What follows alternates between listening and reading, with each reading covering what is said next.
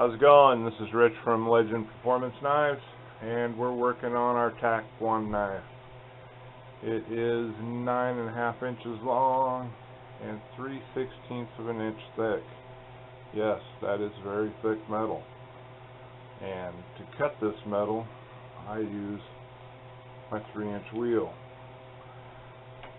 Now when I'm cutting, to save on my equipment, I make relief cuts, especially anywhere where it's curved, but even where it's a straight cut. It actually makes your cutting go easier. To me, it makes it go faster, and it saves a lot of wear and tear on the tool. So, if you're going to make a knife, you should try the relief cut. You'll find it makes it a lot easier.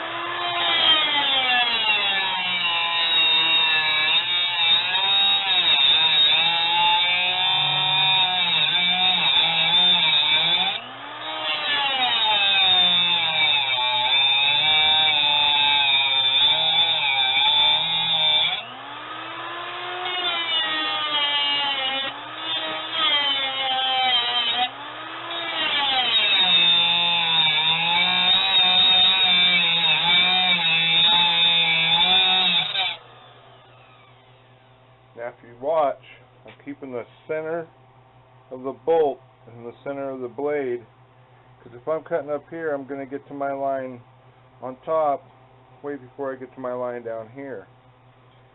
If I get down here, when I get to my line up here that I'm watching, I'm going to be way past it on the other side. So you're going to always want to make sure you're riding right in the middle.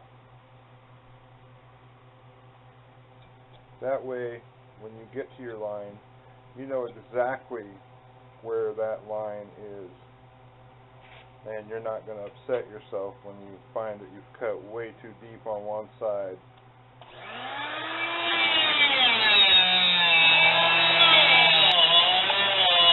Now when it comes time to remove, you just cut out each little spoke. It makes it a lot easier than trying to cut all the way down and curve. It's almost impossible. And then so you can come back and just take out the little nubs and move on to the next spoke. And remove that, and you can go back and take out that little nub. Makes it a lot easier. When you are cutting, you also want to be aware of where your sparks are going. Remember, this is very hot metal, and you can start a fire real easy.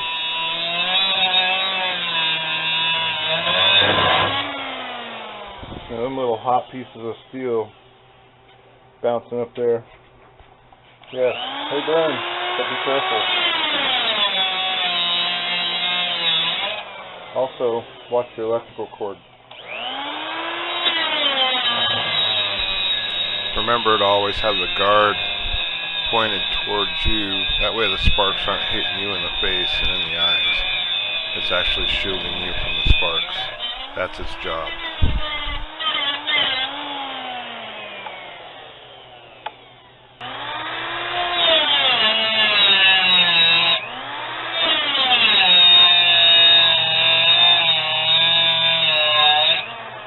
I space mine out.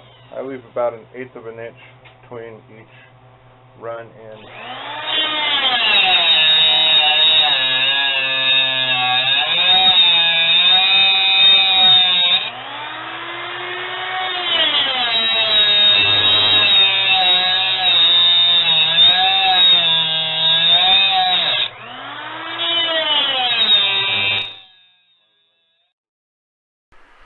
Let's talk a little bit about tools. I use this little 3-inch cutter to cut out every knife that I make. I've made over 200 with this one alone. I got it at Harbor Freight. I think I paid $25 for it. It's not a high-end, it's surely not an expensive tool, but I take care of it and it lasts. When it gets hot, I set it aside. Then when it cools back down, I grab it and I keep going. I even get these little 3-inch wheels at Harbor Freight. I think you can get a pack of 10 of them for like $10. I'm not wanting to boost up Harbor Freight so much as I want to tell you that you don't have to spend a fortune on tools and have CNC machines to make a knife. If you want to make a knife, you can use hand tools, just like I do every single knife.